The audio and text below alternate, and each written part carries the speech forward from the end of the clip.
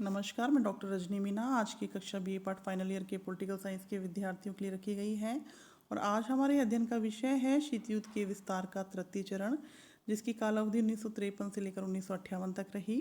इस काल में संयुक्त राज्य अमेरिका और सोवियत संघ के नेतृत्व में परिवर्तन आया और यह आशा की जाने लगी कि शीत युद्ध में शिथिलता आएगी, क्योंकि मार्च 1953 में स्टालिन की मृत्यु हो गई और स्टालिन की मृत्यु के बाद ख्रुश्चेव के हाथों में वहाँ के शासन की बागडोर आई। स्टालिन शीत युद्ध में उग्र नीतियों को अपनाने के लिए विख्यात रहे और ख्रुश्चेव ने शांतिपूर्ण सह अस्तित्व और समझौतावादी नीति को अपनाने पर बल दिया।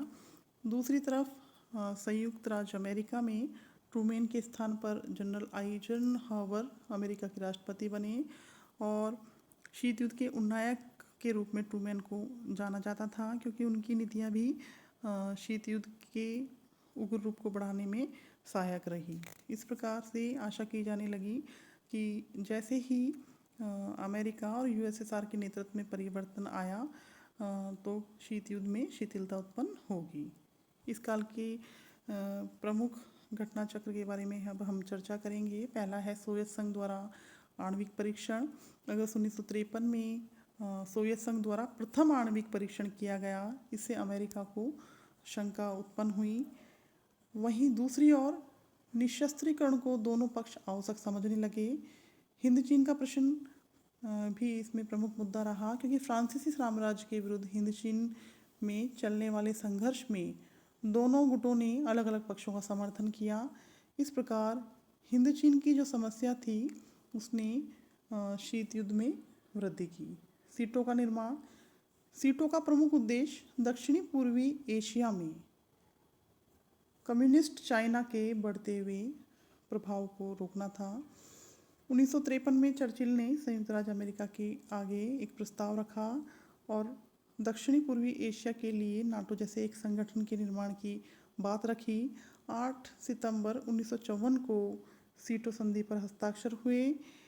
इस संधि के मूल में कंबोडिया, लाओस और वियतनाम, इन 3 देशों को साम्यवाद के प्रभाव में जाने से रोकना था।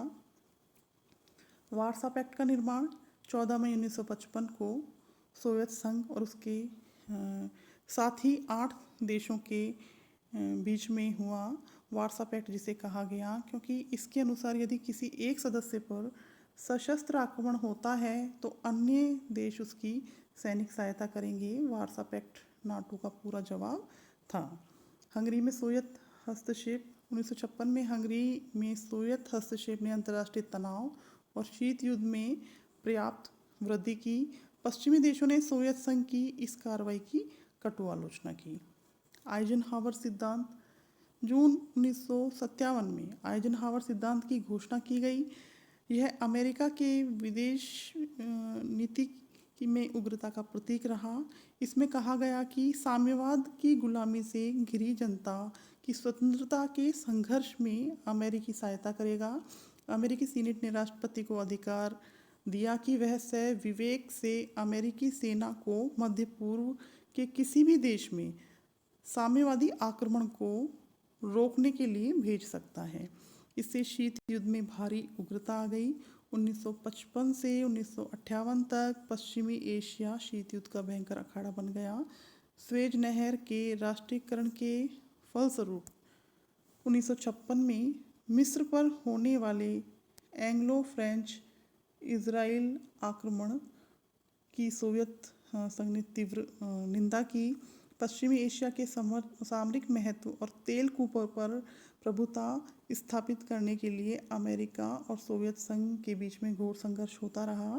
फारस का तेल विवाद, स्वेज संकट, लेबनान में अमेरिकी फौज का उतरना, इराक की क्रांति आदि अवसरों पर दोनों गुटों के मध्य शीत युद्ध के बादल मंडराते रहे। आज की कक्षा यहीं तक। धन्यवाद।